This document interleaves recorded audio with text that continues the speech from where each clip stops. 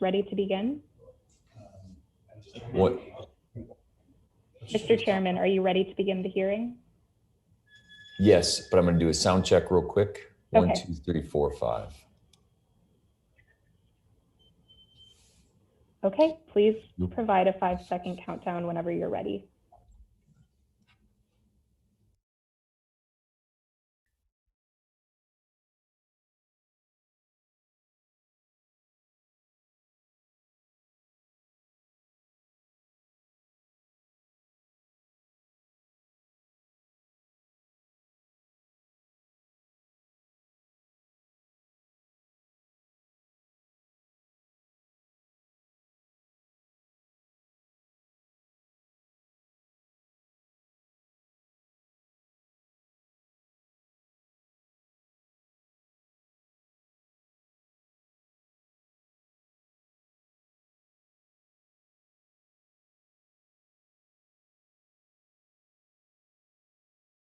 Are you?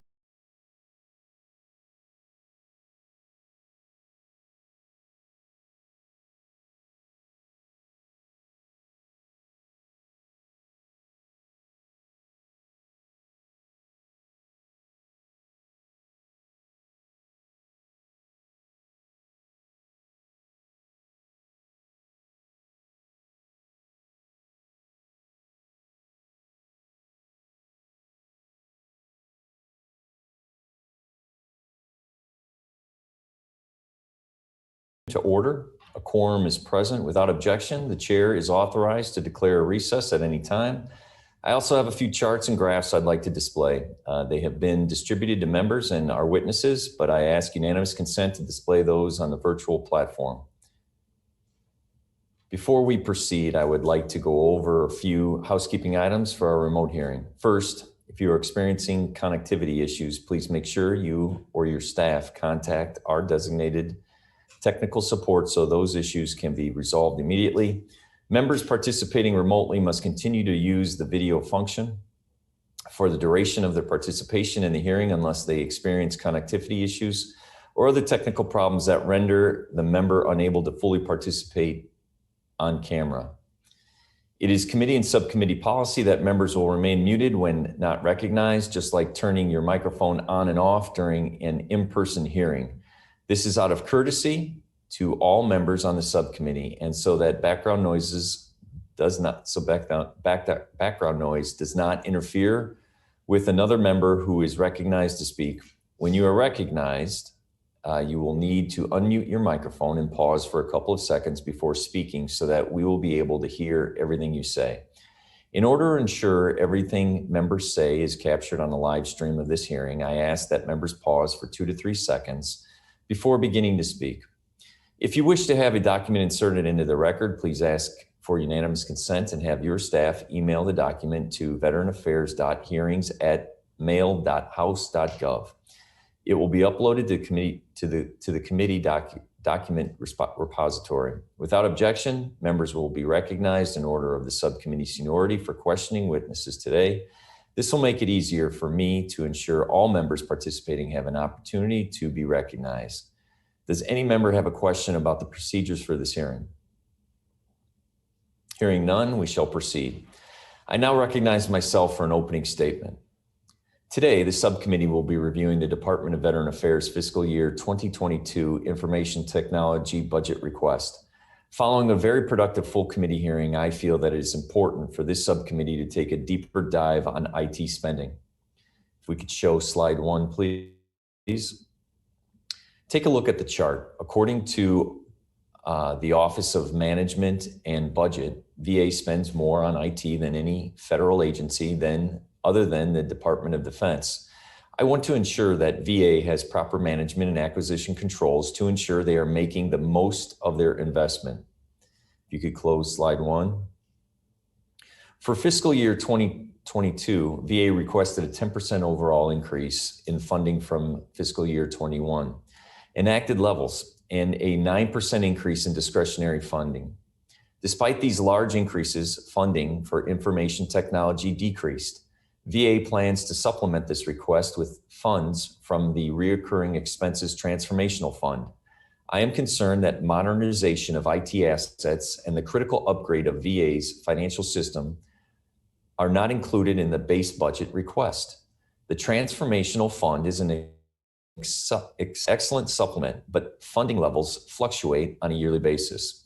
As the Government Accountability Office will testify, VA has struggled to successfully manage IT programs.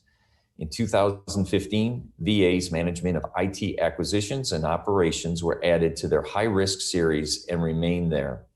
The department is now going through its third effort to modernize VA's financial management system, which is a 35-year-old unsupported legacy system. The electronic health record modernization program has been preceded by 3 unsuccessful modernization attempts over the past 20 years. I am very concerned about the management and the budgeting for these programs. VA is reliant on IT to serve and care for veterans, and it is my goal to ensure the mistakes of the past are not repeated. In May, the subcommittee held a hearing to examine VA's cybersecurity efforts. For good reason. The subcommittee is concerned about VA's ability to protect the information of veterans, as well as its ability to ensure there are no disruptions in service. Please show slide 2. Take a look at the data compiled by the Congressional Research Service. Among 19 major agencies and departments, VA ranks 5th lowest in the cybersecurity funding. This is despite spending more on IT than any department other than the DoD. Please close slide 2. At the full committee hearing with the Secretary, I discussed my concerns with the lack of discretionary spending on cybersecurity. I intend to continue pursuing this issue. I look forward to hearing from our VA witnesses about the department's IT funding priorities.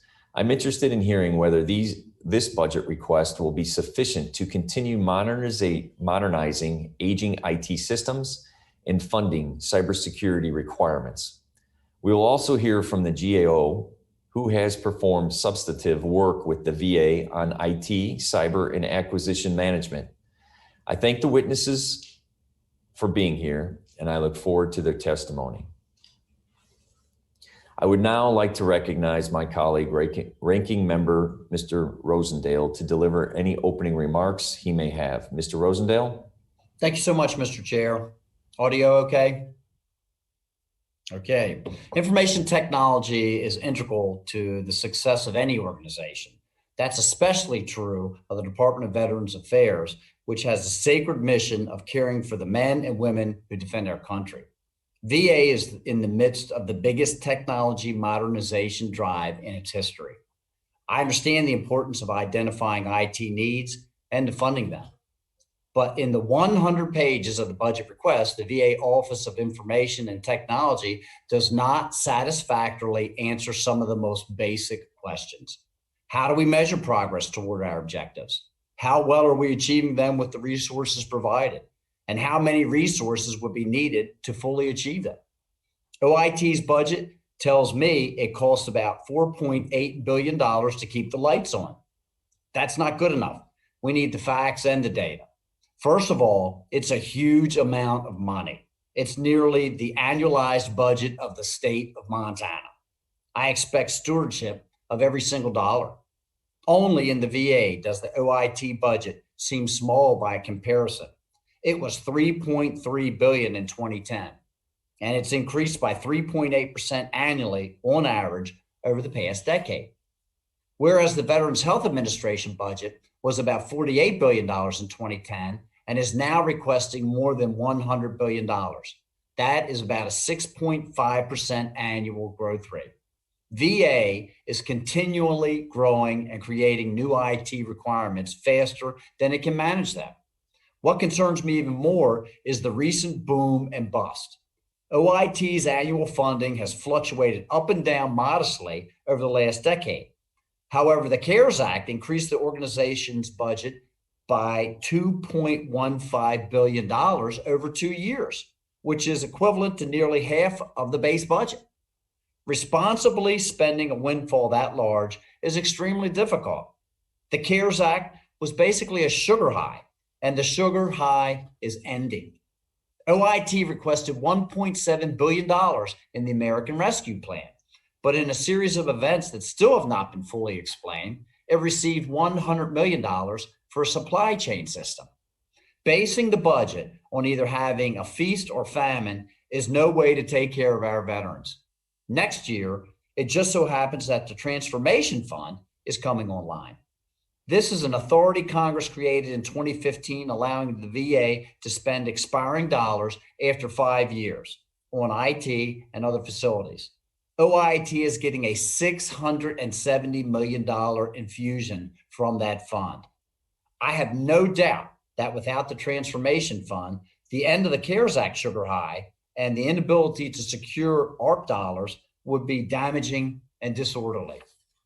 What is just as troubling and confounding to me is how these funds come as unspent on the delivery of healthcare, an area we know has been deficient in its delivery of services to our veterans. As a Congress, we need to stop the supplemental appropriations that may be well-intentioned, but they often create uncertainty and waste. We should concentrate on a regular budget process. I consider it this subcommittee's oversight responsibility to make sure that the Transformation Fund dollars go toward actual needs that improve VA's efficiency and effectiveness. For example, that these funds go towards modernizing networks, not just expanding outdated architecture, that we buy new laptops for employees who actually need them, and the computers do not sit in unused in boxes in warehouses, and that we retain good employees, not hire them just to lay them off a year later. Unfortunately, based on OIT's budget request, I cannot say any of those things with certainty. I see that $477 million is being directed to an infrastructure readiness program. There are about 5 pages of general discussion about the types of things this money may buy, but there is little to no detail about what equipment is being bought, how much is being bought, where it will be used, and for what specific purpose it's needed. Additionally, nearly $70 million is being directed to a new human resource system that we have practically no information about, and around $123 million of costs for the financial management business transformation program are being shifted off budget. I need a lot more information about the Transformation Fund to be convinced it will be a reliable, productive funding source rather than an opaque, uncertain slush fund. These are just a few examples of how the VA budget leaves me with more questions than answers. This is the most in-depth document the department produces all year. It should be clarifying, but in far too many respects, it seems like a box checking exercise. I want to explore how we can improve the budgeting process. I appreciate our witnesses participating today to help us better understand these issues. Thank you very much, Mr. Chairman, and I yield back.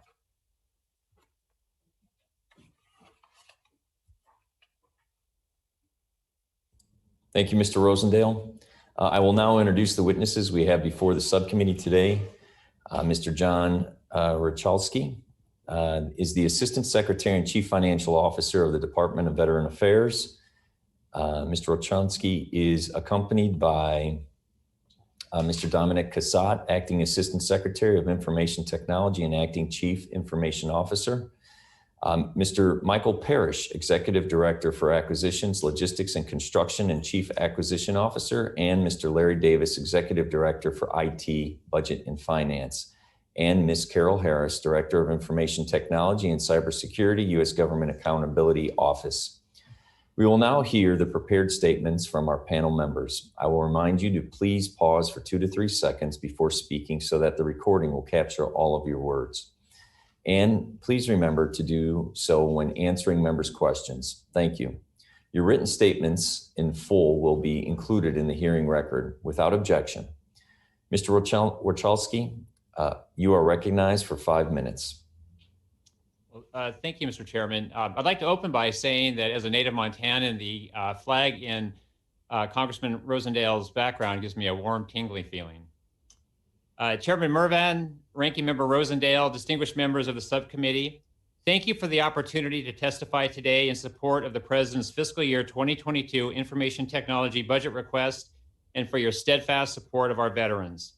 I'm accompanied today by Mr. Michael Parrish, Principal Executive Director, Office of Acquisition, Logistics and Construction, and Chief Acquisition Officer for the VA, Mr. Dominic Cusat, Acting Assistant Secretary for the Office of Information and Technology and Chief Information Officer for the VA, and Mr. Larry Davis, Executive Director for IT Budget and Finance for the Office of Information Technology. When we prepare our information technology budget, we consider our overall requirements, how many resources we can effectively use in a given year, and sources of available funding. Our goal is to balance healthcare, benefits, and IT resourcing to optimize our impact to the veteran. Fiscal year 22 is unique in that it will be the first time we have access to the Recurring Expenses Transformational Fund authorized by the Consolidated Appropriations Act of 2016. It permits VA to transfer unobligated balances of expired discretionary resources into the fund for facility infrastructure improvements, as well as information technology sustainment and improvement. We are planning to invest at least $670 million from this fund in IT. However, it is possible we will have additional flexibility in this account to invest even more. Additionally, we are authorized to use American Rescue Plan funds for certain IT requirements, so we have this as an additional source of funds in FY22. We are currently evaluating enduring IT requirements that resulted from the pandemic that make sense to fund using ARP resources. The OIT total budget has increased by 34% or $1.4 billion since 2019 in comparison to the 2022 request, which includes the use of the Transformation Fund. Despite this growth, I must acknowledge that we have a sizable technical debt, especially with respect to our aging IT infrastructure. The primary cause of this deficit is a failure to properly account for the IT costs associated with new initiatives over many years. Rather than include IT as a part of the inherent cost of a new benefit or initiative, other IT accounts were rated to fund the new initiative. Many years ago, additional IT capability for a new initiative may have resulted in only a modest cost. Today, virtually every new initiative or requirement has a substantial IT resource requirement. In fact, for many, it's the single most expensive component of implementation. That is why the Infrastructure Readiness Program, or IRP, is a linchpin in our IT financial program. The ability to upgrade aging infrastructure across the entire VA is the toughest and most budget-intensive task IT undertakes. The IRP guides the ongoing refresh and replacement of the IT infrastructure that sustains all VA IT operations. We would like to thank Congress for the supplemental funding provided in legislation, such as the CARES Act, for enabling IT to respond to the pandemic and to provide uninterrupted service to our nation's veterans. This additional funding has also contributed to infrastructure improvements. The cyber threat environment is becoming more complex daily. IT works to ensure that veterans' data, personal identifiable information, and personal health information are secure. The VA Information Security Budget request for fiscal year 2022 is $360.7 million, a $19 million increase from the FY21 enacted level. Again, VA appreciates Congress support with supplemental funding. During the COVID-19 pandemic, VA OIT rapidly scaled bandwidth and capacity to enable the department's remote workforce. Funding from the CARES Act to sustain this work does not expire until September 2021. OIT is working to convert as many of the temporary new hires as it can into FTE positions to maintain the capabilities required to best serve veterans in a post-pandemic environment where telehealth access is not merely anticipated, but expected. VA is also improving management of IT resources. VA established the IT Investment Board as a further element of agency governance, transparency, and accountability. Through business partnerships forged by this new structure, IT collaborated with our partners during the pandemic to deliver new tools to enhance veterans' experience at the VA, such as the Vet Text solution available in both Spanish and English. Mr. Chairman, Ranking Member Rosendale, thank you for the opportunity to appear today. I commit to using these resources as responsibly and transparently as possible. I look forward to your questions.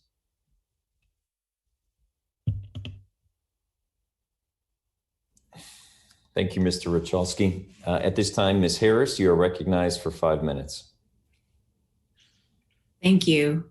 Chairman Mervan, Chairman Takano, Ranking Member Rosendale, members of the subcommittee, thank you for inviting us to testify today on VA's FY22 IT budget. As requested, I'll briefly summarize our prior work on the department's system modernization efforts over the last decade, as well as its cybersecurity and IT acquisition reform efforts. As you know, the use of IT is crucial to helping VA effectively serve our nation's veterans. Each year, the department spends billions of dollars on its information systems and assets. As you know, VA's IT budget now exceeds $4 billion annually. This morning, I'll highlight 3 key points. First, VA's management of IT system modernization efforts continues to be high risk. VA has faced long-standing challenges in its efforts to deploy modern IT solutions in 2 critical areas: VISTA, its health information system, as well as its financial and acquisition management systems. Specifically, after 3 unsuccessful attempts to modernize VISTA, the department is now undertaking a 4th effort. VA has made progress toward implementing its new electronic health record system by developing system capabilities, conducting end-user training, and completing system testing events. However, we stress that VA needed to address all critical and high-severity test findings that could result in system failure before deploying the system at future locations. Accordingly, we recommended in our February report that the department postpone further deployment until any resulting critical and high-severity test findings are appropriately addressed. Similarly, VA is on its 3rd attempt to replace its aging financial and acquisition management systems with an integrated one. In March, we reported that VA had generally adhered to best practices in the areas of program governance, project management, and testing. However, the department's cost and schedule estimates for the integrated system called IFAMS were unreliable. Accordingly, we recommended VA adhere to best practices for estimating to help minimize the risks of cost overruns and schedule delays. And now to my second point. It is critical that VA's IT budget supports efforts to adequately secure its systems. In several reports issued since 2016, we have highlighted VA's struggles to safeguard its information and systems.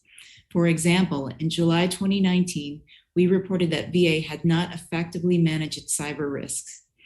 Given the increasing number and sophistication of cyber threats, it is critical that VA is well positioned to make consistent, informed, risk-based decisions in protecting its systems against these threats.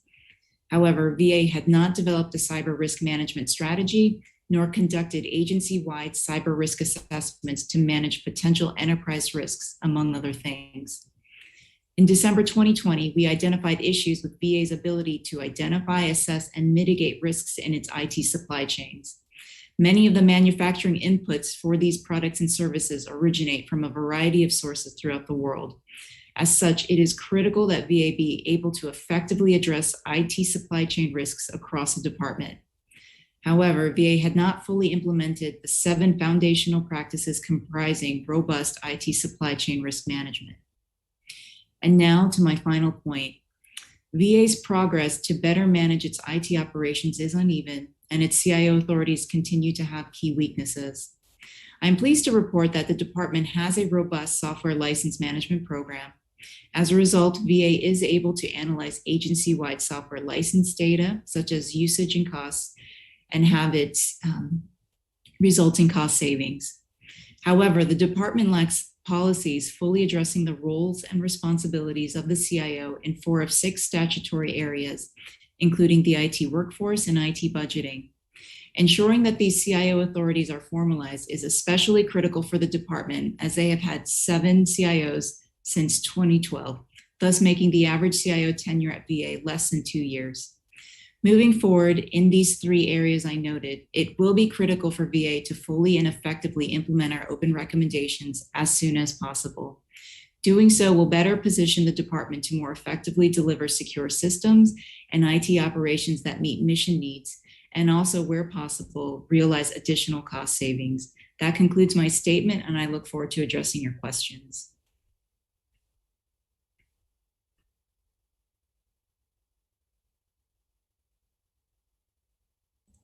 Thank you, Ms. Harris. At this time, I would recognize myself for 5 minutes for questions. Mr. Cassatt, do you feel the current funding request for programs like FMBT is adequate to ensure timely delivery of the new financial management systems?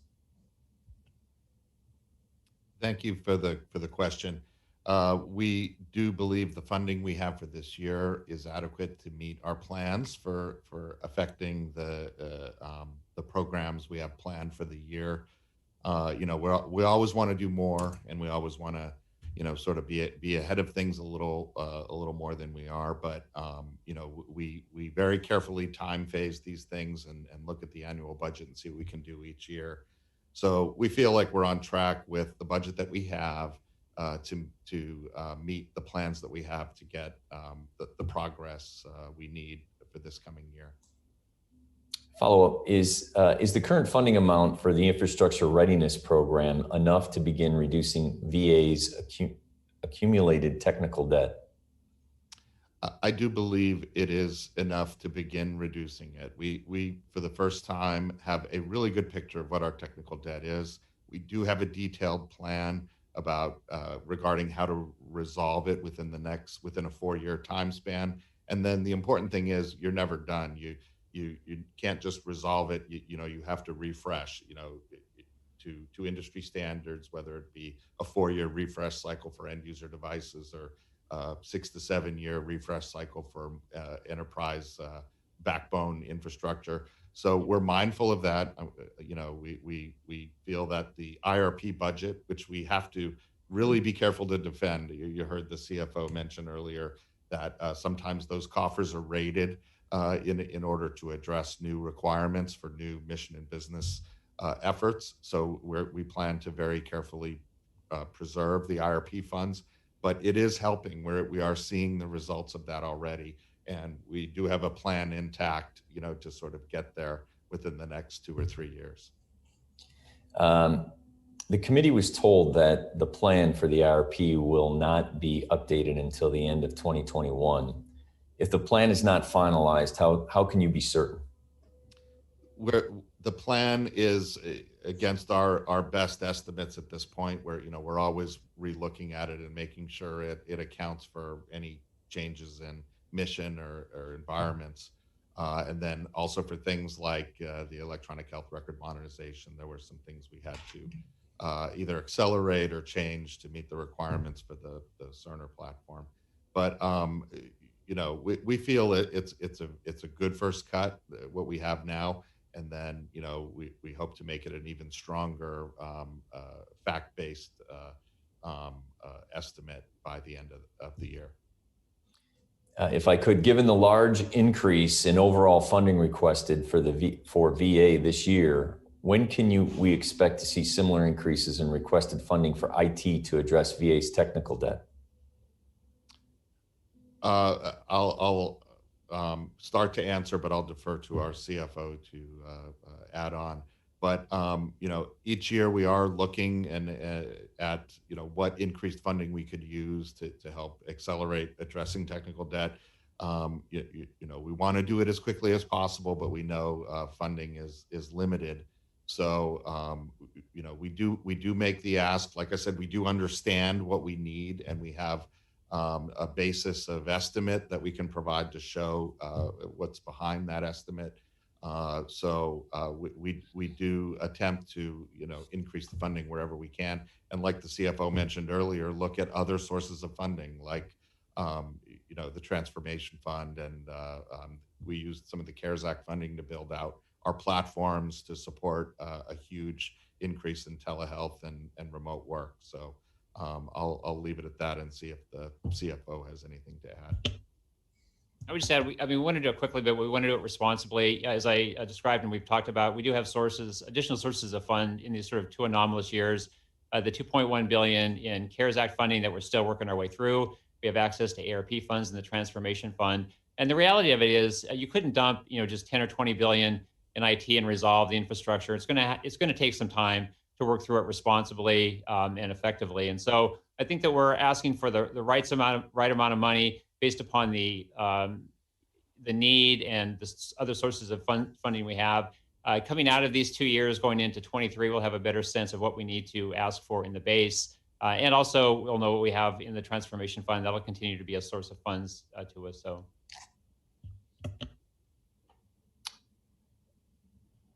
I thank you. I now recognize Mr. Rosendale. Mr. Rosendale, you're recognized for 5 minutes for questions. Thank you so much, Mr. Chairman.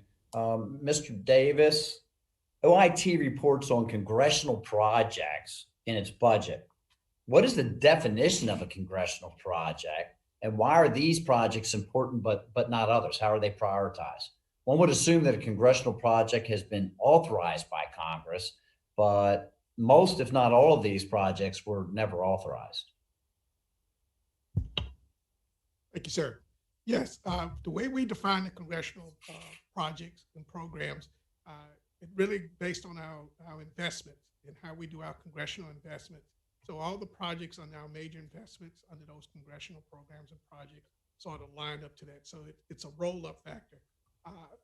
And we've made the decision that those things are going to be reported to Congress so they can actually see our spend and how we've executed those over the time period. So my understanding is just based on a dollar amount, and the investment is what establishes that it's a congressional project. It's not really on a dollar amount, sir. It's actually the major investments by the OMB definition. We consider that based on the priority or the sensitivity toward it. It can be $10, but if it's a major critical thing, we're going to report those. It's not really based on the dollars. It's the criticality of the actual program. So who then establishes that? Is that through OMB, or is that you guys, or in coordination with them? It's in coordination with OMB. Okay.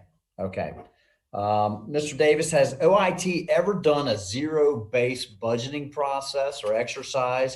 In other words, start from blank zero on the page and then build your budget up to based upon what you have identified as your needs requirements to deliver your services. Yes, sir. It's funny you asked that, sir. We actually are trying to do a zero-based budgeting right now. I'm incorporating that. We got a test case going on in DevSecOps right now. We're going to have them build their product lines up from a zero-based budgeting. And when, background. And when do you expect that you would have that available for us to look at?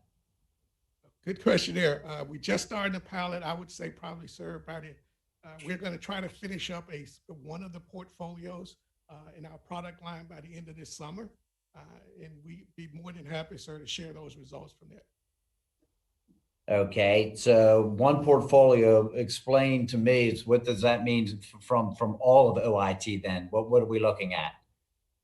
Probably looking at a lot of the software applications. When I say like a portfolio like that, sir, I really meant a product line.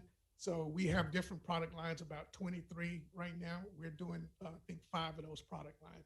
So that'll be a combination of some congressional projects and programs. And what amount of your budget is this going to actually describe or address? I have to get back with you on that one, sir. I'm not sure the exactly dollar amount is that is.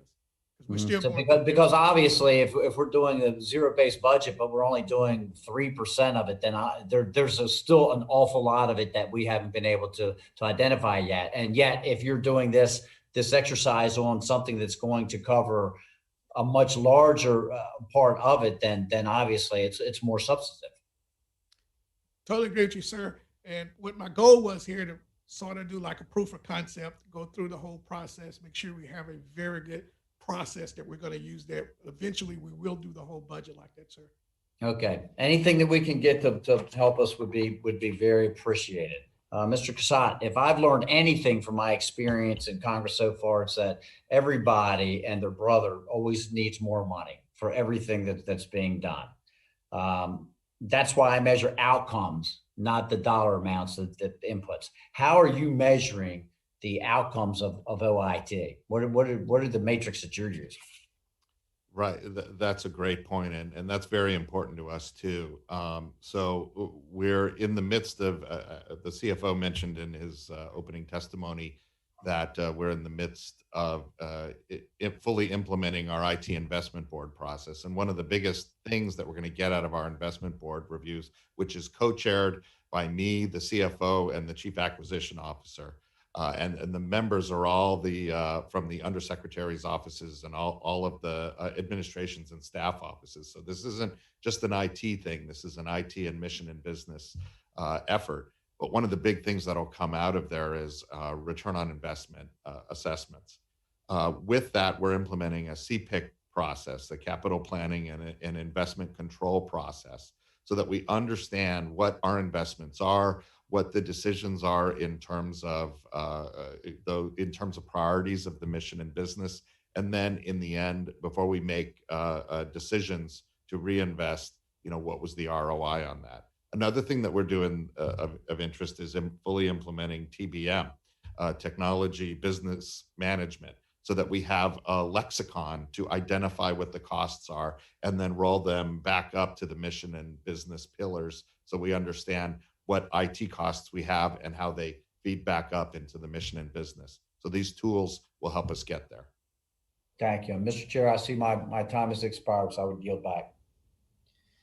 Thank you, Mr. Rosendale. At this time, I'd like to recognize Mr. Chairman Takano for 5 minutes. Thank you, Chairman Mervan. My first question are for Mr. Wachowski. With a 10% increase in funding at VA overall, how do you explain the decrease in funding for information technology? So it's true that the budget request is a decrease, but when you add in the Transformation Fund, it's actually a total 12.5% increase. And I know there was some discussion about the use of the Transformation Fund, but it is for that purpose. It is a source of funds. We felt it was reasonable to use it, included as part of the budget. So the total funding for IT will go up about 12.5% from 21 to 22. Okay. And do you have a dollar figure on how much you expect to add to IT from the Transformational Fund? A minimum of $670 million in 22. And again, the fund is based upon what funds are expiring, and that number tends to change, tends to go up. And so there may be actually even some additional funding that we'll use from that fund for IT. But as of today, I'm very comfortable saying $670 million out of that fund for IT in 22 is a minimum. Okay. Can you tell me for future years how you're going to handle the outline or future years, because the Transformational Fund is an inconsistent funding source, right? So what is your plan for that, or what is your thinking in that regard? Thanks for the question. So my thinking on it is this: the Transformation Fund is based on expiring funds, and if you look back at our track record, we actually have pretty consistently anywhere from 500 to $1 billion a year that expires. And so I think it's relatively consistent, but you bring up a good point. What's the right mix of base budget versus Transformation Fund? As you know, the Transformation Fund can also be used for physical infrastructure. And, we have as you know, sir, we have a great deficit there as well. So we're going to have to make, some smart decisions about how much we include in our base budget and how much we use for the Transformation Fund. 22 is the first year that we have access to the Transformation Fund. And my guess is that'll be very informative to us. And going forward, we're happy to be very transparent with our thought process in our budget request of what makes sense to include in base and what makes sense to include as part of the Transformation Fund. Okay, well, can you give me some idea of what specifically will be funded from the Transformational Fund versus what will come from standard appropriations? And if you can't tell me that off the top of your head, you can just do that for the record. You can submit it. I think probably better to take it for the record. We've had many discussions, and I can't say that I firmly in my mind have the right approach for definitively using the Transformation Fund only for these specific areas. So if you don't mind, I think I would take it for the record. Okay, we'd appreciate that. I would like to move now to Mr. Parrish. Mr. Parrish, in your position as the Chief Acquisition Officer and your role overseeing the contracting workforce at VA, what is your current contribution to budget requests? Thank you for that question, Congressman. As you know, Title 41 gives me the authorities as the Chief Acquisition Officer for all things acquisition management. And so one of the things we're trying to put in place in my role is working closely, as Mr. Quesada mentioned, in the IT Investment Board, where we do oversee all IT acquisitions and all IT budget requests and programs. We start with requirements analysis going into the funding and into the execution. So my firm belief is we'll get to the point where we'll be able to manage our cost, schedule, and performance, and we deliver what we promise, deliver on time, deliver on or under budget. So we work closely hand in glove with the CFO and the CIO to kind of review and approve the budgets. Okay. From your current experience at VA, I'm talking about your current experience, what is your opinion of the current capacity of the acquisition management workforce from contracting officers to contracting officer representatives? What is your sense of the capacity? So in my first few months here, I noticed we have a great plethora of strong professionals of, I believe it's 15,000 plus contracting officers, 1102s. I do appreciate some of the commentary and learnings I've gotten from the GAO findings. I know that we are on the high risk list, and I am driving towards ensuring that we have a acquisition career path and an acquisition workforce in place and strong and enforceable and enforced by the end of the fiscal year. Okay, I'm going to yield back, Chairman Mervan. I've got more questions, but maybe we can do a second round. Thank you, Mr. Parrish, for your responses. Thank you, Chairman Takano. I now recognize myself for 5 minutes for questions. The VA spends more than any other department in government outside of the DoD on information technology. Everything VA does is IT and acquisition go hand in hand. VA will never improve their success with these large-scale programs if they don't have better acquisition management controls. Mr. Davis, is IT acquisition handled in a centralized manner or at a local facility level? And if I can have the percentages for each.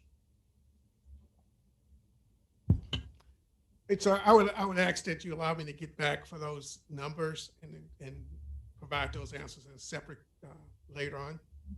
Question for the record.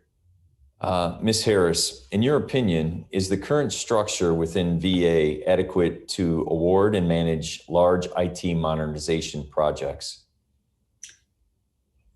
Thank you for the question. In looking at VA and how IT is managed throughout the department, it is a pretty highly decentralized operation. And that's something that, contributes to the significant longstanding challenges with regard to IT management.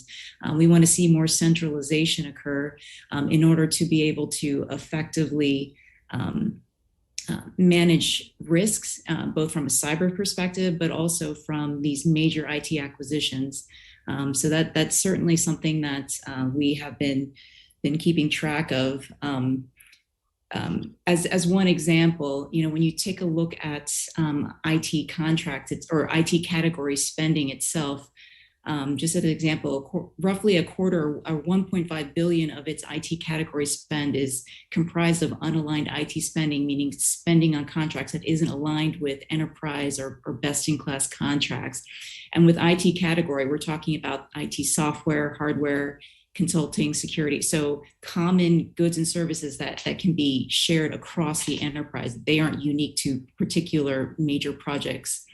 And so having a more centralized approach to IT would allow VA to more effectively deploy IT as well as secure it, and then also create opportunities for cost savings as well. As a follow-up, can you let me know of outstanding GAO recommendations that you have that would increase their ability to successfully award and manage these projects? Certainly. So, when it comes to IT contracts, what's really critical is to have that close collaboration between the CFO, CAO, and the CIO. I'm pleased to hear that the three gentlemen are actively pursuing the investment board review process, and having it sounds like it is going to be a much closer collaboration than in years past. So we'll be we'll be following this very closely to ensure that this is implemented effectively. It will be it's going to need a long-standing, sustained commitment from VA, and so certainly that's something that we'll have to keep an eye out on. But I'm very pleased to hear that this is going to occur, because I do think that that will help mitigate some of the risks and issues that we've identified across the board over the last decade. Thank you, Ms. Harris. Mr. Cassatt, to what extent does VA's decentralized IT structure hinder IT acquisition? And if I can ask if you could speak up, we're having a challenging time hearing on the VA witness side, respectfully. Okay, I'll do my best to speak up a bit. Thanks for letting us know. No, I do agree with Ms. Harris's comments that, you know, a centralized approach, enterprise approach is definitely the way to go. We are aiming to, you know, use enterprise approaches wherever we can. We'd be happy to brief the subcommittee on some of our efforts against category management that we've spent the last couple of years implementing a category management approach within our strategic sourcing office. We do have centralized acquisition through our TAC, the Technology Acquisition Center, that we work in partnership with the Chief Acquisition Officer, Mr. Parrish. You know, everything that we do, we try and look and see if we can use an enterprise product or an enterprise portfolio. You heard the product lines mentioned by Mr. Davis. We are moving to a product line management approach, so we're not buying onesie twosie, and we are looking at things in terms of product lines and enterprise solutions. And I'll finish by saying, you know, the centralization, it has been a long journey. We have VA used to be very decentralized. We had, I think, hundreds of CIOs all over the VA in recent history. So over the past, you know, 7, 8, 9 years or so, we've been consolidating. I think we've gone a long way, and it really has helped. So I agree. We need to keep, you know, pulling those CIO authorities back together, meet the spirit and intent of FITARA, and really be operating like an enterprise and not a very federated environment. Thank you, Mr. Cassatt. At this time, I'd like to recognize Ranking Member Mr. Rosendale. Thank you, Mr. Chair. Mr. Wachowski, the Transformation Fund reaches back 5 years in the past to repurpose unspent dollars. Where exactly are those unspent dollars coming from, and how much money do you expect that this will be available over the next 5 years? They mostly come from, I would say, from contracts that were awarded that came in under cost. In some cases, money that was not obligated on contracts or fell out of contracts or things like that. Predominantly from the Veterans Health Administration for a variety of reasons. And the amounts vary from, I would say, between 500 to $1 billion. It's been pretty consistent with the amount that expires annually. So we're looking at somewhere then, if I'm understanding properly, over the next 5 years, we could be looking at anywhere from 2.5 billion to $5 billion that would be available. That's true. Okay. Yep. Mm-hmm. And these contracts are awarded. They're not specifically for other IT purposes. What are those contracts? No, so what happens in the course of a fiscal year? You know, we contract with organizations and they provide services. At the end of the year, you know, not all of the services have been provided, or maybe will be provided, or there's a possibility a contract was protested, was never awarded, and so those funds will sit, you know, for that 5-year period. And other contracts may have been awarded, but in the end, they may come in at a lower cost than was originally projected. So money will come off of that contract, and that all sort of accumulates to that 500 million to $1 billion, which sounds like a lot, and it is a lot of money. There's no question. I mean, it's mind blowing. But when you look at it in Montana terms, I assure you. Yeah, I'm with you, buddy. But what I would say is, based on the size of our organization and our budget, on a percentage basis, it's pretty low. And for the organizations that I've worked for, DoD, for example, it's true there too. I mean, and in some ways, it's better to do that than be irresponsible with it and you know, put it on a contract or something like that you don't need. So it's just sort of the way it is. And so that money in the past had expired, gone back to the Treasury, but the appropriators or Congress, frankly, very wisely said, hey, you could probably use that money, put it to good use for IT and for infrastructure, which we absolutely can. So it was, in my estimation, a smart move, very much appreciated, and it's going to go to good use, I think. So, Mr. Cassatt, doesn't this create an incentive to divert more funding from healthcare, which is not only dangerous, but in violation of VA's mission? You know, there's always a danger, but, you know, like I said, we sort of manage the demand very closely and carefully. And, I know VHA has more demand than budget as we do. So, I'm sure they're very good stewards of the funds that they have. So we'll watch that carefully. So, but it's very concerning to me that these funds that were dedicated or earmarked to be utilized for the delivery of healthcare purposes, okay, and now are being diverted out because they've been held over, and they go into a fund that gives you dramatic latitude of where it can be spent. And so, as a former state legislator watching this practice take place, it gives you as the department much more say about where those dollars are being spent, instead of Congress, who appropriated those dollars and designated them for specific areas. So how is this not incentivizing the department to shade funds away from those areas which Congress had identified and dedicated them for? I could take that question, Congressman. It's not that the funds are being shaded or directed. It's just the natural course of business. When we award a contract, we estimate what that contract's going to cost. And not all of this is for medical care. It could be for anything, for management services, for many things across the VA. So it's not just in VHA.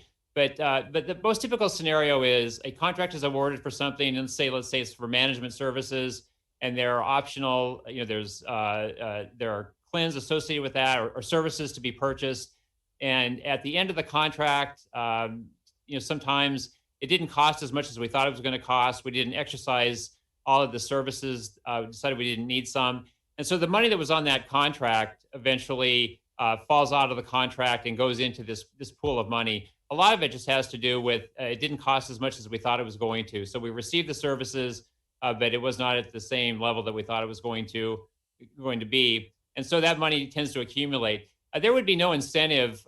In fact, there's sort of a natural disincentive for that to happen, because the people that are awarding the contracts for whether it's medical care, services, they're going to do what they need to do to accomplish their mission.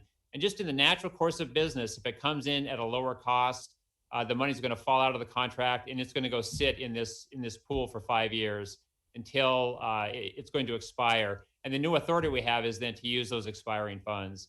So I just want to reinforce that there's no incentive for someone to not use the money and to put it into this fund for 5 more years. And there's also I think, as I said before, sort of the natural course of business where money falls off of contracts for a variety of reasons. But basically, a lot of it has to do with just came in less than we thought it was going to. Mr. Chair, I see that the time has expired. I would certainly yield back. Thank you, Ranking Member Rosendale. At this time, I recognize Chairman Takano for 5 minutes. Thank you, Chairman Van. I want to now move to Ms. Harris. Ms. Harris, is it correct that the creation of the Chief Acquisition Officer position at VA was based off of a recommendation from your agency, GAO?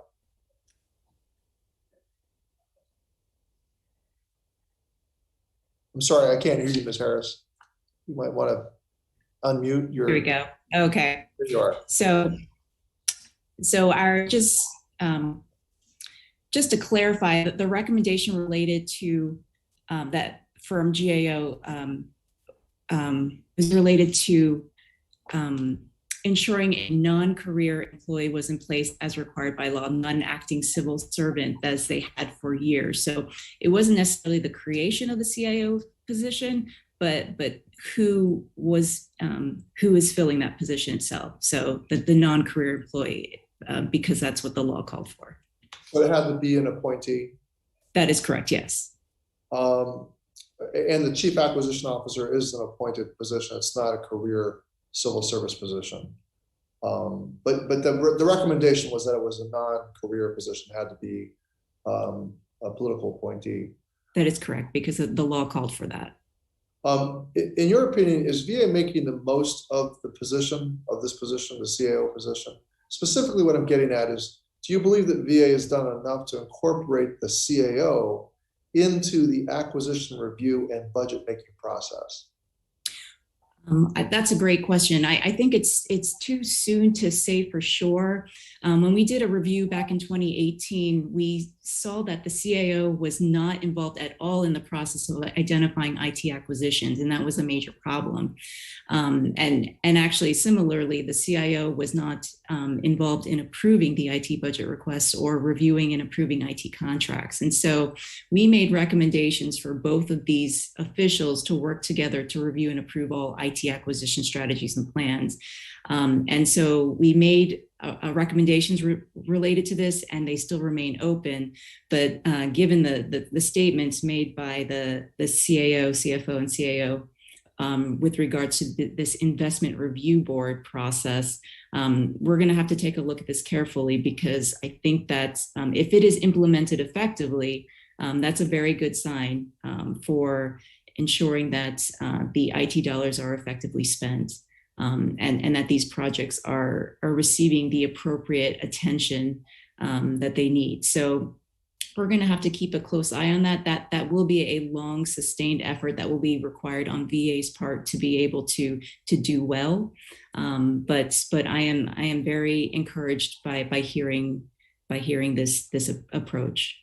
So I hear you saying basically it's a little too early to tell. Mm-hmm. Because we're wondering here, at the oversight level, whether this is a situation where the committee needs to introduce legislation to codify the CAO's role in acquisition and budgeting at VA. What is your response to whether Congress should actually codify this role? Well, sir, if you don't mind, I'm going to have to take that for the record. I'm not exactly the best expert within GAO to answer that question. We have experts that have been working very closely with Mr. Parrish as it relates to the GAO high risk designation of the GAO acquisition management area. I think that depending on how well VA implements the actions associated with that area, could inform the codification of the CIO that you're referring to. Very well, thank you, thank you. We'll take that we'll allow you to put that, bring it back to the record. Mm-hmm. Mr. Cassatt, there's a real.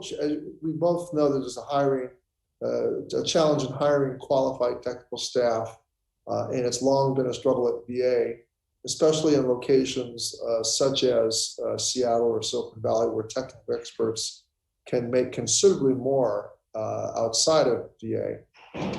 Is staffing sufficient within OIT to meet VA's needs nationwide? Thank you for that question. Yeah, workforce is so important, and it's a key element of our digital transformation strategy. So we do have plans. I think we're bringing on an additional 500 IT staff this year. And then we have subsequent plans for additional 500 next year and so on. We can only hire so fast. So, we feel we have a good measured way to bring people on board. You're right. It is a challenge attracting people to come to the government writ large, not just VA, because the salaries are just exorbitant now. We have had some success in implementing cyber specialty pay retention, and that has helped us a lot for the cybersecurity staff. We do need more IT staff to keep up with the pace that the VA has grown and the VA staff writ large, and we do have a plan to get, I think, about 1,500 or so more folks on board. And as was mentioned earlier, we're trying to keep that COVID surge staff on board, take them from temporary to permanent. That's very good. If it's, my time is up, but I'd like to maybe if you could provide the committee with maybe a geographic analysis of this challenge, headquarters versus field offices, and the types of positions that if there's any patterns there that might emerge. I yield back, Mr. Mervan. Thank you, Chairman Takano. At this time, I recognize myself for 5 minutes. And Mr. Cassatt, if you could also, to add to what Chairman Takano, if you could include that plan, if we could take a look at that plan that you mentioned to our staff, we'd appreciate it. earlier in a testimony, you had talked about rating certain funds in order to pay other things off. Can you give me more of an elaboration on that and explain how that works and why that is a form of accounting? Right. So, as you know, every new business and mission requirement of the VA has an IT underpinning. There's very little you can do these days from a mission and business perspective that doesn't need IT support.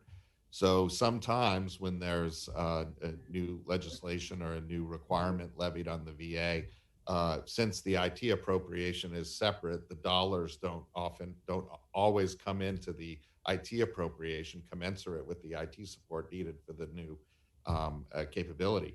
So what we'll have to do is rebalance. We have to look at our books and look at the budget and reprioritize and take money from less prioritized programs or modernization efforts to fund the new effort. So that's what we mean by it's kind of a crude term, rating the coffers, but it's really this rebalancing and reprioritization to get the funds that we need for the reality of the IT to support that mission and business effort.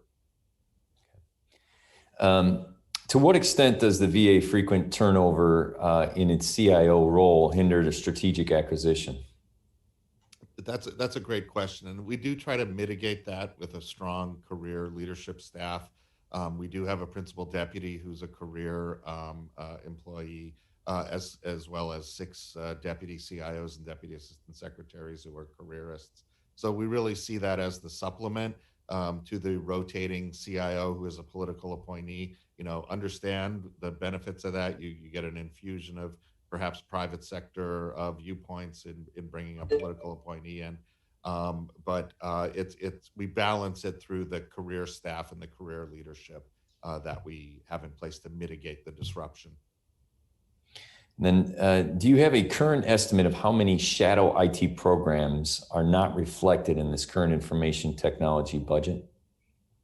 I'd have to get back to you with some numbers of what we know. As you know, shadow IT, there's a lot of unknown unknowns out there, and sometimes you stumble onto things. So we can certainly give you a representation of what we have discovered. We're always seeking more of them, but we can get back to you with some numbers on that. I appreciate that.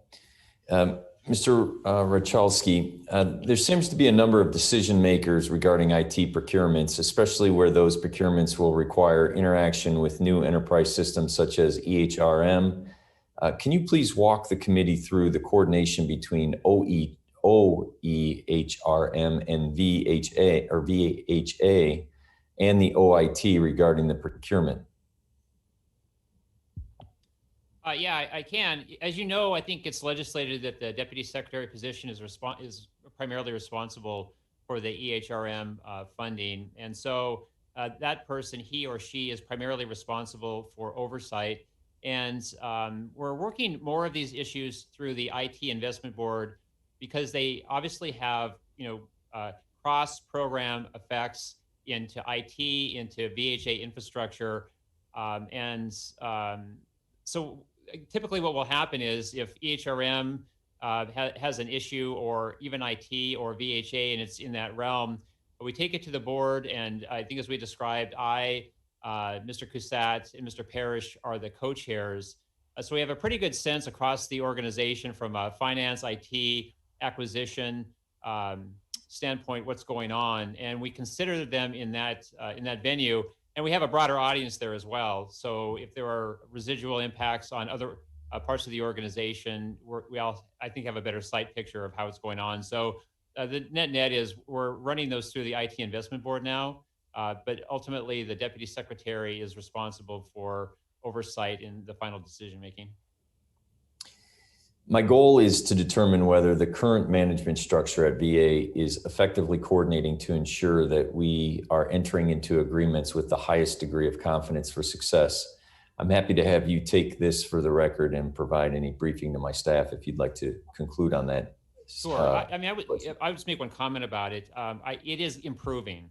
What I would say, the IT investment board, which was not only born out, I think, of the GAO recommendation, but just out of necessity for the reasons we were describing. I mean, we were chasing our tail with new requirements that had ever increasing IT costs, and we hadn't properly accounted for those and asked for them for the resources when we needed it.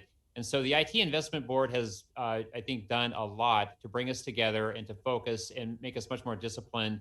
But we're not where we need to be yet. There's no question about that. Thank you, sir. At this time, I'd like to recognize Ranking Member Mr. Rosendale for 5 minutes.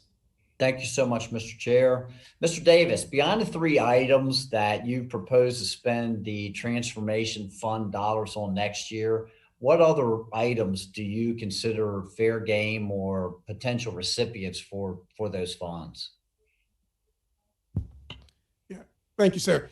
As we had spoken earlier, by the ARP funds, by the transformation funds and some of the criteria around that, any kind of infrastructure, that's not only an infrastructure when it says the activity, but also activations as far as infrastructure with BHA. So we sort of have a if you want to call it, a fence around what we can use it for. But right now we're looking at some of the things and benefits.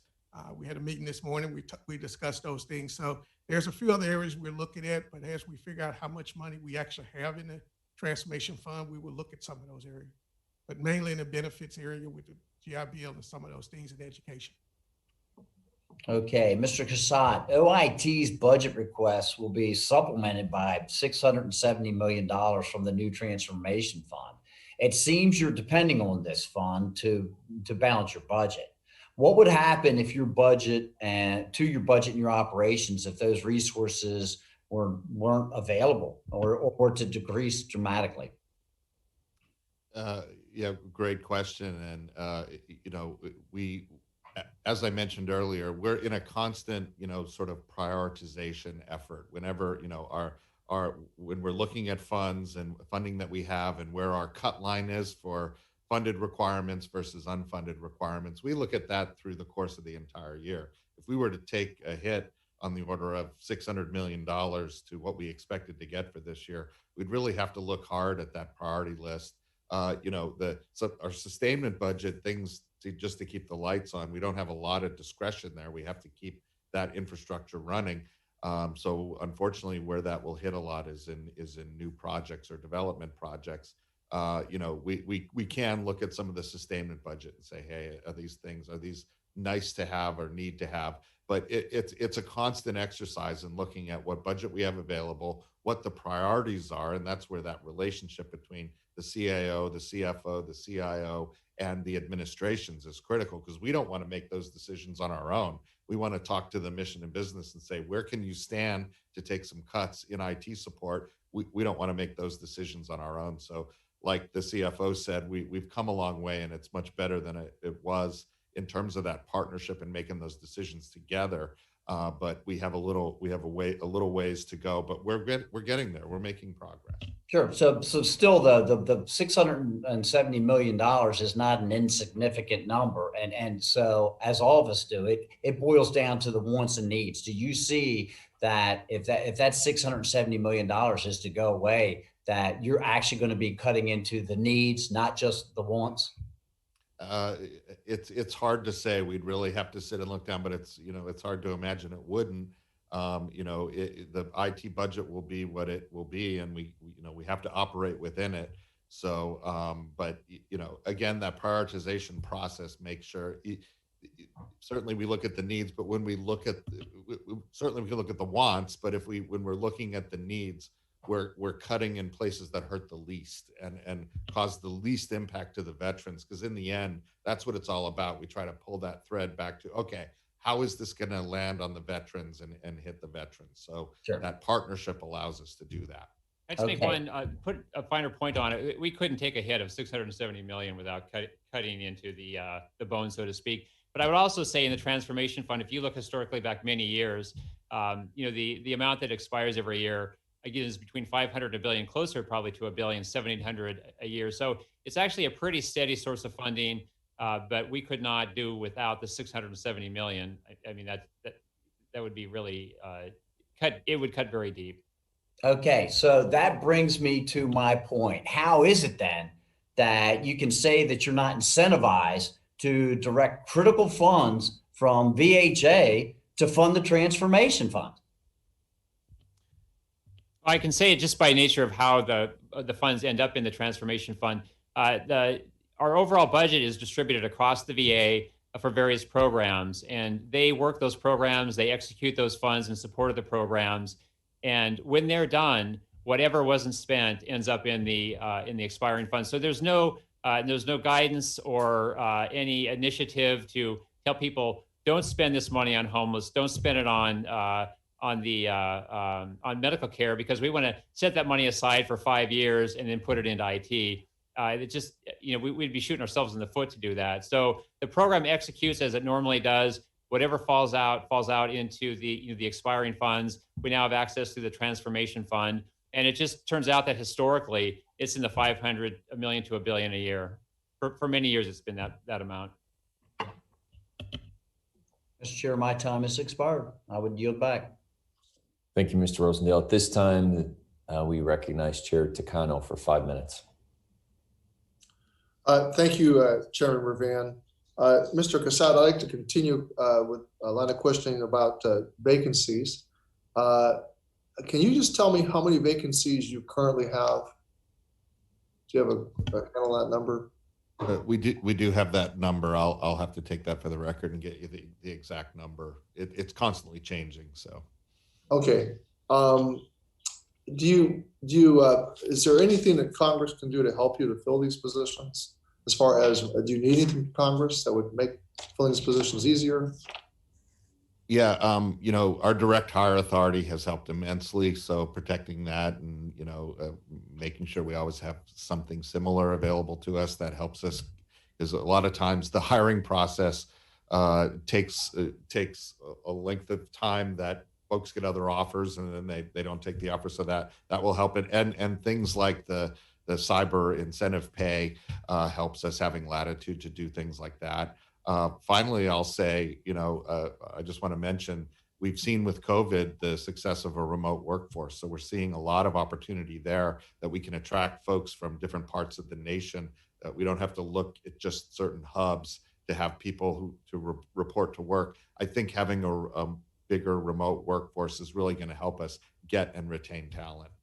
Are you saying, Mr. Cassatt, that we could probably hire more people in places like Montana and Indiana? Or my home state of Pennsylvania. So yes, absolutely. I know lots of people who probably prefer the lifestyle in Montana to be able to work. But we need to make sure they get broadband out there. That's the thing, right? Okay. Absolutely.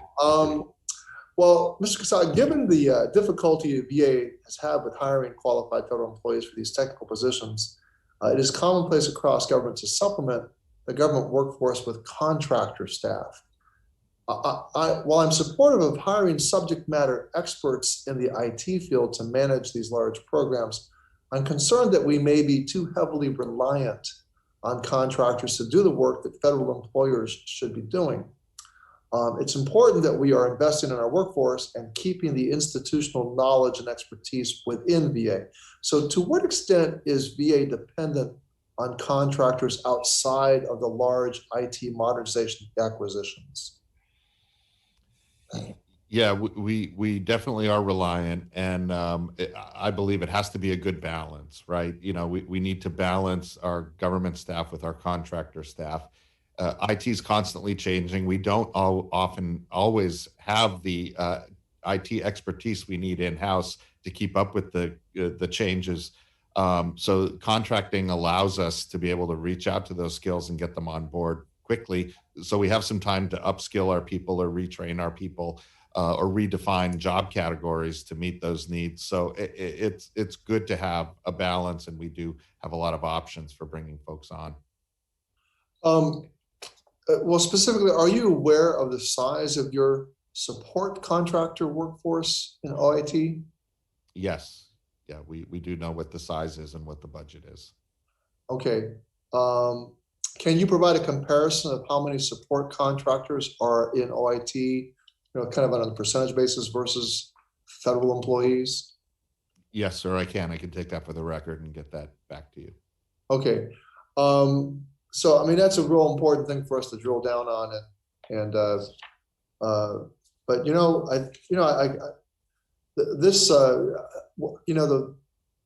not in my district, but next door to me is Dr. Ruiz, who has the city of Palm Springs, and property values have been shooting up through the roof.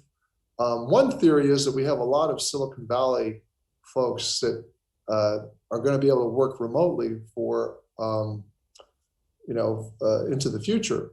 And so I was only half kidding with the idea that many parts of our country that are less populated and have nice amenities and lifestyle amenities that tech workers, especially in the IT field, the opportunity is for us to be able to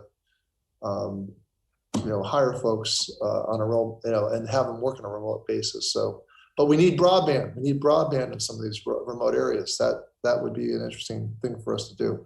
All right, I yield back, Mr. Chairman. Thank you, Chairman Takano.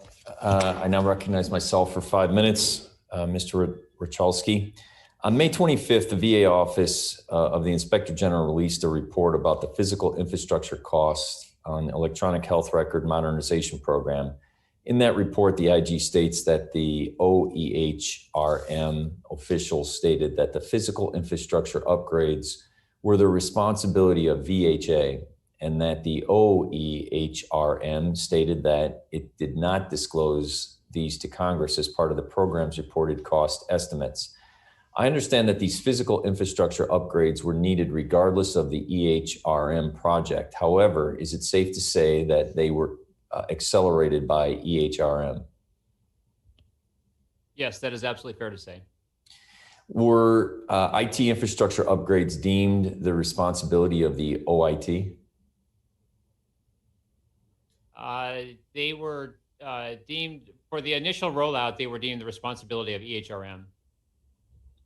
If the VA is making a VHA and an OIT responsible for the infrastructure upgrades, how is VA supplementing their budgets to ensure sufficient funds are allocated? Well, the IT infrastructure for the initial rollout was included in the EHRM budget request. That was fully funded. And then for the physical infrastructure, it was included in our physical infrastructure request, probably in the non-recurring maintenance line.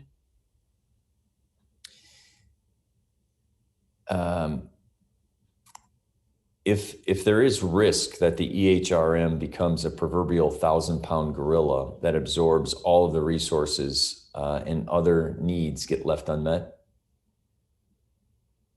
I mean, anything is possible. I'm frankly not seeing evidence of that yet. I was in DoD when we rolled out the same system to the initial sites in Spokane, Washington. I share your observation, your concern, but I will just tell you candidly, I'm not seeing that yet. And in going forward, I'm also not seeing that. I think that the projections that we have, or at least we're executing sort of towards them. So, and I would be absolutely candid with you if I thought it was going to run off the rails, but I'm just not seeing it yet. Okay. We on this committee expect full accounting, and I think we owe a full and transparent accounting to the American taxpayer. That being said, if the physical infrastructure upgrades are being funded by VHA and the IT upgrades are being funded by the OIT, how do you plan to conduct a full accounting of the EHRM program? Well, we do have in our accounting system, we're keeping track of all of this so we can absolutely provide the individual cost elements that make it up. I'm confident of that. From an accounting standpoint, we can provide the complete costs. Okay. Yesterday, Secretary McDonough sent a letter to the House Appropriators. In that letter, the Secretary signaled a change in the way the infrastructure is being evaluated for EHRM. If I'm understanding this correctly, the plan is to conduct an enterprise-wide current state review of physical and IT infrastructure. Is that an accurate assessment? It is. Yes, that is correct. Given that physical infrastructure is being funded out of VHA and NRM budget, and the IT infrastructure is being funded by OIT, I'm concerned that this change in process is not supported by this budget request. Yeah, that's possible. And those are some of the details we're sorting through right now, but that is possible. And how does VA plan to support an enterprise-wide current state review and fund the infrastructure upgrades identified with the requested budget?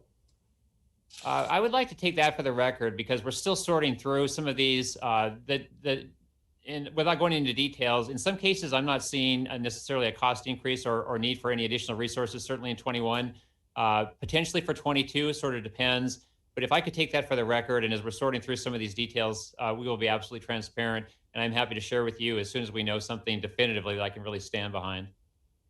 Okay. With that, I yield back Mr. Rosendale. I now recognize you for 5 minutes. Thank you, Mr. Chair. I'm going to wrap up and just hit you with one more question. Mr. Cassatt and Mr. Richalski, I want to thank you guys for coming in and participating in the hearing today and fielding all these questions. Your budget is, however, too important to gloss over. And I think that the time constraints of this hearing are basically giving us some limitations on what we can actually dig into from a detailed point of view. For that reason, I'd like our staffs to get together with your staff, okay, as soon as possible and do a deep dive on IT budgetary issues that we were not able to cover here today. Can I count on you to help facilitate that? Absolutely. At your convenience. We're happy to meet with them. Thank you. Thank you. And with that, Mr. Chair, I would yield the balance of my time back. I now recognize Chairman Takano for 5 minutes. Thank you, Chairman Mervan. I too want to thank the witnesses, and Chairman Mervan, I don't have any more questions. And it's been a very, I appreciate the opportunity to be able to probe in depth. I appreciate the questions from the minority. I thought they were very,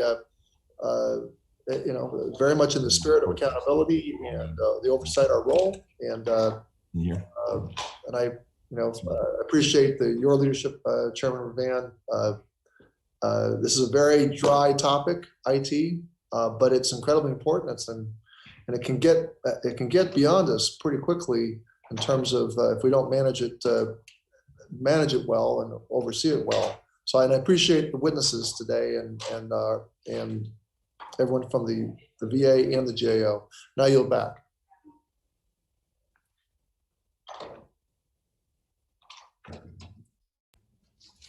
Thank you, Chairman Takano. I now recognize himself for 5 more minutes.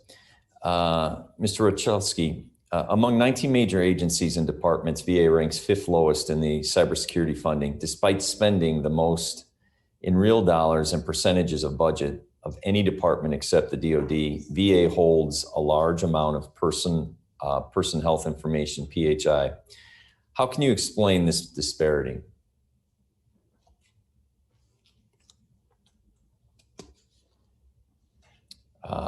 Mr. Olszewski, you are muted at this point.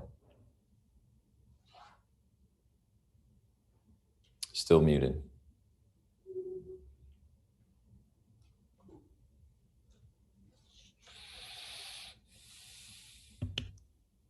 You hear me now? We're good to go. Yes, sir.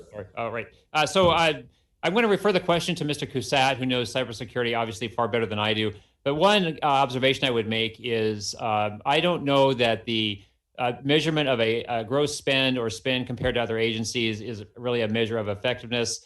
Through my career, I can point to many programs that had ample funding but did not spend it wisely to detrimental effects. And so I think that it is a measure. I don't know if it's a good measure, but Mr. Cassatt, maybe you can help me with cybersecurity.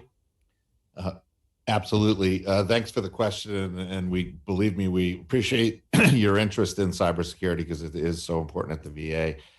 If you look at the 2 charts that you presented at the beginning, I just wanted to point out for the record, the first chart is just raw dollars. Second chart was percentage of cybersecurity spend against the discretionary budget. If you composed the first chart and looked at percent of IT spend against discretionary dollars, you'd see it kind of in a similar ballpark as the cybersecurity spend in terms of relation to other agencies. So, I'd say the cyber spend that you're seeing on that chart is in line with our IT budget against discretionary spend. And our IT budget did go up this year. We requested more, and about 10% of our IT budget goes to cybersecurity. Is it enough? Could we use more for cyber? Absolutely. We could do more if we had more, but we do the best with what we can to balance the cyber needs with the IT needs writ large. And it's all about risk management and risk assessment. So we have a risk management framework in place, a risk management process, and we know what are the most critical vulnerabilities. We know we have threat intelligence and we understand what's hitting our networks. So we do try and array those funds against the highest criticality things that we're going to get the most bang for our buck for those funds. We're very mindful of that as we go forward. So, hopefully as we would see that, IT funding increase, as it has over the past few years, we see the cyber funding increase along with it.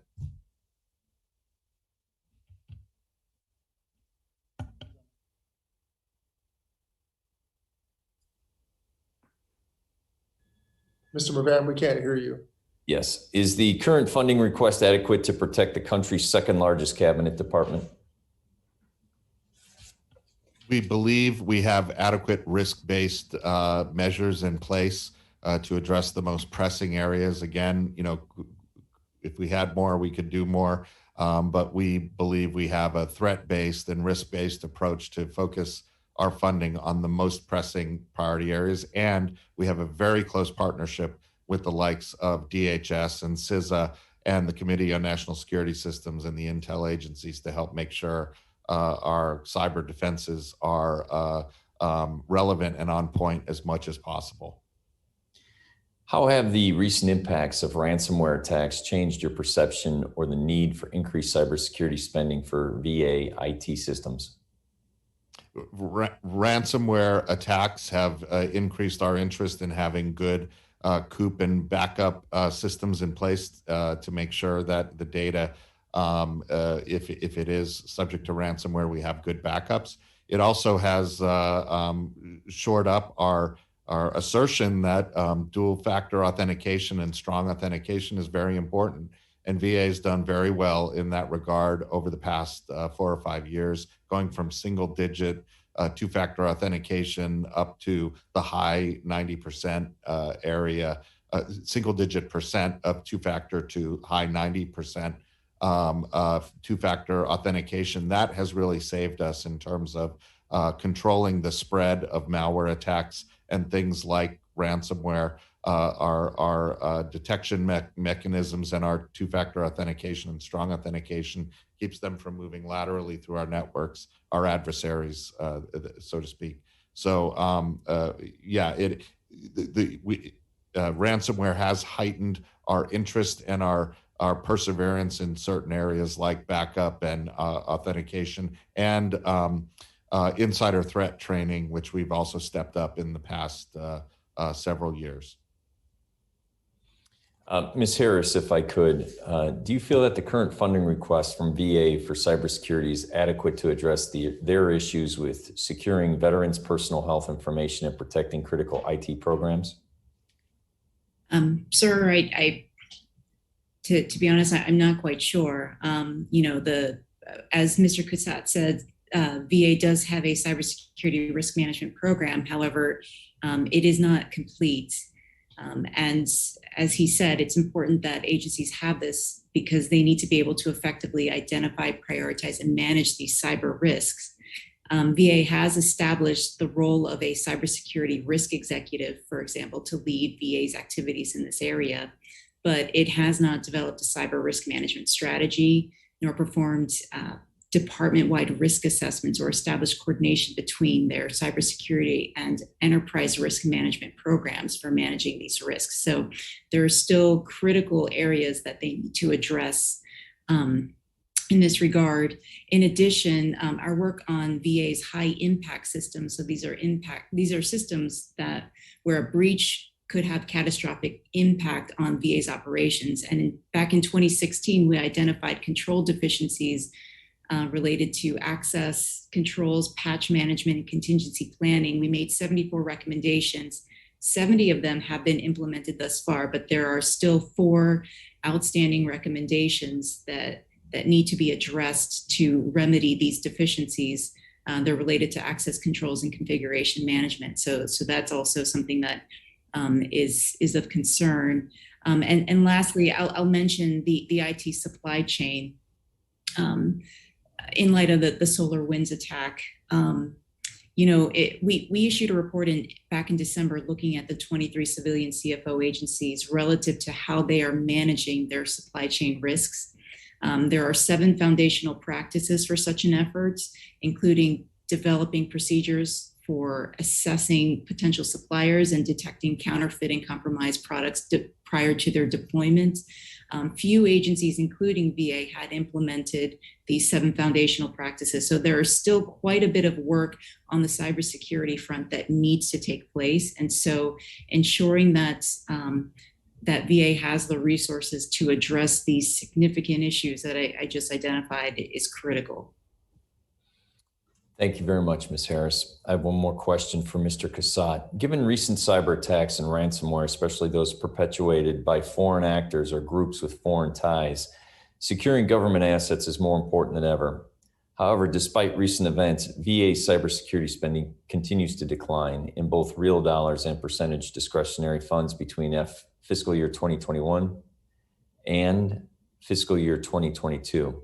How would you evaluate the cyber threats facing VA? Would you say they have increased or decreased? Thank you for the question. I would say certainly maybe cyber threats are evolving, but I guess pound for pound, certainly they're increasing because the sophistication is increasing. We'll have to look at the numbers you're providing here. Our cybersecurity funding did increase this year. And one of the things you might be looking at is some of our cybersecurity spend is now embedded in operations. We've done a lot over the past 2 or 3 years to embed cybersecurity operations into our sustainment environment and our IT operations environment. So that's a good thing. We're baking security in rather than brushing it on at the end. So we can do a little more to kind of get you some visibility into the cybersecurity related or information security related spend that's happening in our sustainment environment, which wouldn't be evident in our OIS budget, which is strictly cybersecurity. But the bottom line is we are continuing to invest in cyber. We are seeing our cyber dollars go up, and again, if we had more dollars, we certainly would invest even more in cyber if we could. And just as a follow-up, as a CIO, how can VA justify a 2022 budget request where information security is the lowest by both percentages and discretionary funding and the percentage of the IT funding over the last 5 years? Again, I'd have to look at the numbers and to see how that tracks with the actual investments, if you include investments in operations. Again, I would suggest that that's a good thing, embedding cybersecurity spend in your sustainment. But we actually have seen increase in cybersecurity spend across the last few years and investment.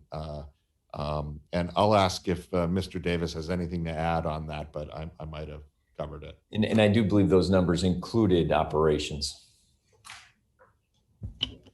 Yes, sir. We'll have to go back and check on those numbers because by our indications and everything, we have had a slight increase. I think almost a $19 million increase from this past year to this year. So we'll go back and take a look at your numbers, and we'll also take a look and provide a response to that. Thank you very much. At this time, I'd like to recognize the Ranking Member Rosendale for closing comments. Thank you, Mr. Chair. Appreciate that. I appreciate your leadership in calling this hearing to order. I think Congress and VA would benefit if each of our subcommittees would examine their respective areas of budget in this way. With the amount of money under consideration and the impact that the VA healthcare and benefits have on veterans' lives, the budget demands more attention. As I've said previously, committee hearings are not the most flexible format to have that discussion. And I think it would be helpful if our staffs continued this budgetary conversation with the VA. I'd like to reiterate the request for a staff level deep dive into the IT budget. And I appreciate the assurances that we're going to be able to make that happen. As important as it is to get the numbers right, it's clear to me that the format and contents of the budget can be improved. Mr. Chairman, my legislation, which you have supported, the VA IT Reform Act, would do just that. As the bill advances, I think we should take every opportunity to communicate our expectations for the budget process and better understand what OIT's needs are. Thank you again for holding this hearing. And with that, I would yield back and wish everyone a happy weekend and holiday weekend. Thank you, Mr. Rosendale, and happy weekend to you also. I would like to thank the witnesses for the participation today. I think we need to continue to discuss how VA budgets for its investments in IT and cybersecurity. Given our limited ability to go into depth in a hearing setting, I would like to continue with comprehensive staff level discussions, just as the ranking member had mentioned, about the budget information VA provides about its IT programs. I hope this underscores how important I believe that the department's technology modernization efforts are, and the department's continued progress in program management and acquisition, as well as a deeper commitment to cybersecurity. I look forward to continuing this conversation, and I hope that we begin to see some real progress in VA's efforts to address these longstanding problems. And I just want to conclude by saying I appreciate your service. I appreciate Ms. Harris. Thank you for joining us, and the VA representatives. And may we always remember that we're protecting that veterans' healthcare, quality healthcare, and also the process when we talk about cybersecurity that could potentially lock up all systems and prevent healthcare to our veterans. So going forward, if we can work in a collaborative effort to make sure that that will not happen, I look forward to working hand in hand with you in that regard. With that, I want to wish everyone a very happy Independence Day, and I thank you all for joining us today. Thank you, Mr. Chairman. And all members will have 5 legislative days to revise and extend their remarks and include extraneous material. This hearing is now adjourned.